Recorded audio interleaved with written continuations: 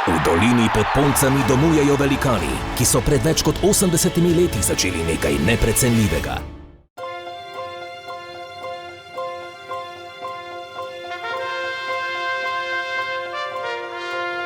Sem Juraj Dišek in v Planici že 15 let sodelujem pri tem, da ljudje varno in čim hitreje pridejo do prizorišča, z njega tudi odidejo, da najdejo parkirno mesto in da nemoteno vstopajo na prireditven prostor.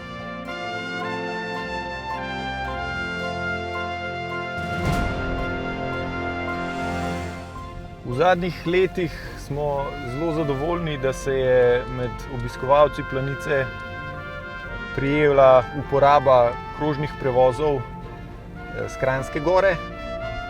Še bolj nas veseli, da vedno več ljudi pride s Kranjske gore tudi peš, namreč vsako leto uredimo tudi pešpot, povsem do Planice, do prizorišča. In pa seveda projekt z vlakom v Planico, ki je vsako leto bolj uspešen in tudi na ta način vse več ljudi prihaja z vlakom do Jesenic in pa potem z našimi brezplačnimi prevozi od Jesenic proti Planici.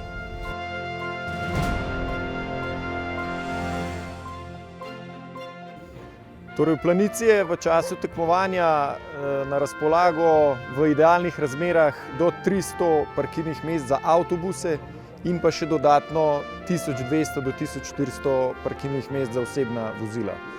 Kar pomeni, da že na ta način veliko ljudi pripeljemo v Planico, kar pa seveda kombiniramo še s krožnimi prevozi.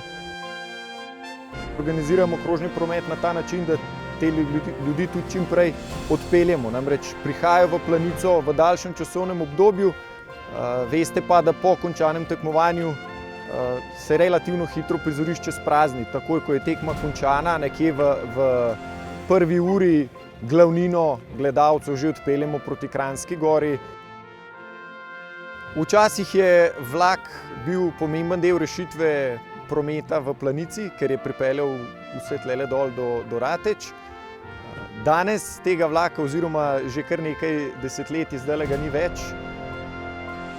Bistveno za nas je, da na koncu v nedeljo ponavadi pogledamo nazaj in rečemo, uspešno smo izpeljali, zadovoljni so tekmovalci in pa tudi bistveno obiskovalci Planice.